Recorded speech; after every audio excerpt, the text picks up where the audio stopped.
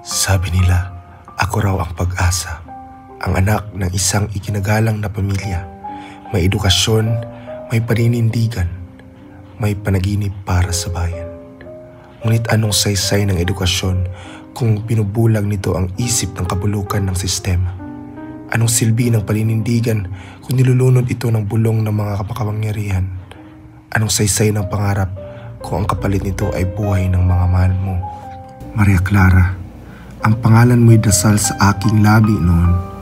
Ang mata mo, tahanan, ang tinig mo, panaginip na nagbibigay pag-asa kahit sa pinakamasamang araw. Nung nawala ka, nawala rin ang huling bahagi ng pagiging ako. Ipinangako ko sa sarili ko noon, babaguhin ko ang mundo pero sa paraan ng kapayapaan. Walang dugo, walang armas, tanging edukasyon, kaalaman, pakikiusap, pero tanga pala ako.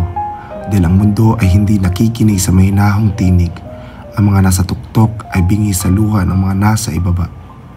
Pinatay nila ang ama ko. Sinira nila ang pangalan namin. Pinakulong nila ako. Hindi dahil sa kasalanan, kundi dahil sa takot nila sa isang binatang may pangarap. At ikaw, Maria Clara, ginapos nila ang kaluluwa mo sa kumbento, sa panata, sa katahimikan. Ginamit nila ang pangalan ng Diyos para tapusin ang pagmamahala natin. Aalala mo pa ba? Isang gabi sumulat ka. Sabi mo, kung hindi man tayo magkatuluyan sa buhay, sana raw ay maging payapa tayo sa panaginip. At gabi-gabi simula noon, dasal ko na lang ay makasama ka roon. Kahit doon na lang, sa panaginip na hindi kayang kamtin ng simbahan, ng gobyerno, ng sinungaling lipunan. Pero hindi na ako si Ibarra na minahal mo noon.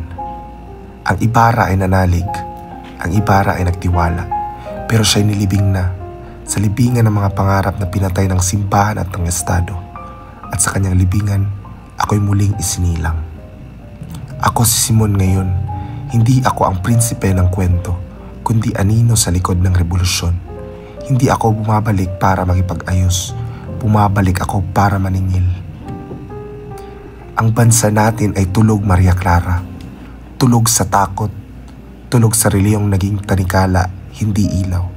Tulog sa gobyernong tinuruan tayong maging alipin, hindi mamamayan.